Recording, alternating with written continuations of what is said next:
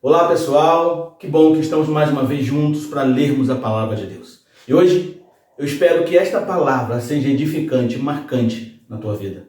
Amém? Então vamos lá, abra a tua Bíblia e vamos ler mais um capítulo da palavra de Deus. Hoje vamos ler Êxodo capítulo 14. Diz assim a palavra de Deus. Disse o Senhor a Moisés: diga aos israelitas que mudem o rumo e acampem perto de Piairote, entre Migdol e o mar. Acampem à beira-mar, defronte de Baal-Zefon. O faraó pensará que os israelitas estão vagando confusos, cercados pelo deserto. Então endurecerei o coração do faraó e ele os perseguirá. Todavia, eu serei glorificado por meio do faraó e de todo o seu exército, e os egípcios saberão que eu sou o Senhor. E assim fizeram os israelitas.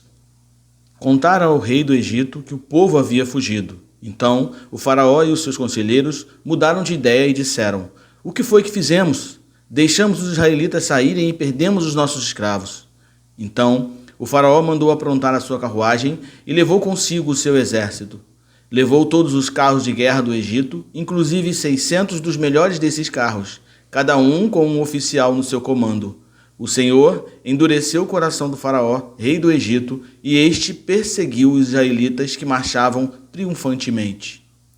Os egípcios, com todos os cavalos e carros de guerra do faraó, os cavaleiros e a infantaria, saíram em perseguição aos israelitas e os alcançaram quando estavam acampados à beira-mar, perto de Piairote, defronte de Baal-Zefon.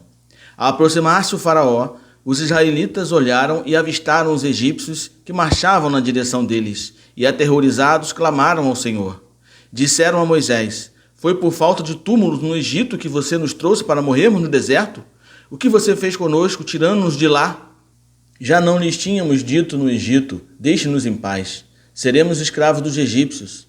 Antes ser escravo dos egípcios do que morrer no deserto. Moisés respondeu ao povo: não tenham medo. Fiquem firmes e vejam o livramento que o Senhor lhes trará hoje, porque vocês nunca mais verão os egípcios que hoje veem. O Senhor lutará por vocês, tão somente acalmem-se. Disse então o Senhor a Moisés: por que você está clamando a mim? Diga aos israelitas que sigam avante. Erga a sua vara e estenda a mão sobre o mar, e as águas se dividirão para que os israelitas atravessem o mar em terra seca. Eu, porém, endurecerei o coração dos egípcios e eles os perseguirão. E serei glorificado com a derrota do faraó e de todo o seu exército, com seus carros de guerra e seus cavaleiros. Os egípcios saberão que eu sou o Senhor quando eu for glorificado com a derrota do faraó, com seus carros de guerra e seus cavaleiros. A seguir, o anjo de Deus, que ia à frente dos exércitos de Israel, retirou-se, colocando-se atrás deles. A coluna de nuvem também saiu da frente deles e se pôs atrás, entre os egípcios e os israelitas. A nuvem trouxe trevas para um e luz para o outro, de modo que os egípcios não pudessem aproximar-se dos israelitas durante toda a noite. Então Moisés estendeu a mão sobre o mar, e o Senhor afastou o mar e o tornou em terra seca, com um forte vento oriental que soprou toda aquela noite. As águas se dividiram, e os israelitas atravessaram pelo meio do mar em terra seca, tendo uma parede de água à direita e outra à esquerda.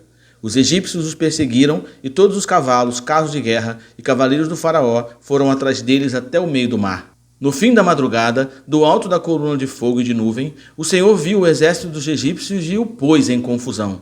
Fez que as rodas dos seus carros começassem a soltar-se, de forma que tinham dificuldades em conduzi-los. E os egípcios gritaram: vamos fugir dos israelitas. O Senhor está lutando por eles contra o Egito.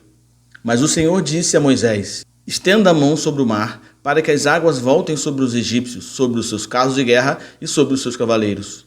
Moisés estendeu a mão sobre o mar, e ao raiar do dia, o mar voltou ao seu lugar. Quando os egípcios estavam fugindo, foram de encontro às águas, e o Senhor os lançou ao mar. As águas voltaram e encobriram os seus carros de guerra e os seus cavaleiros. Todo o exército do faraó, que havia perseguido os israelitas mar adentro, ninguém sobreviveu. Mas os israelitas atravessaram o mar, pisando em terra seca, tendo uma parede de água à direita e outra à esquerda. Naquele dia, o Senhor salvou Israel das mãos dos egípcios, e os israelitas viram os egípcios mortos na praia. Israel viu o grande poder do Senhor contra os egípcios, temeu ao Senhor e pôs nele a sua confiança, como também em Moisés, seu servo. Pessoal, Êxodo, capítulo 14, narra o momento em que Deus guia o povo de Israel através do Mar Vermelho.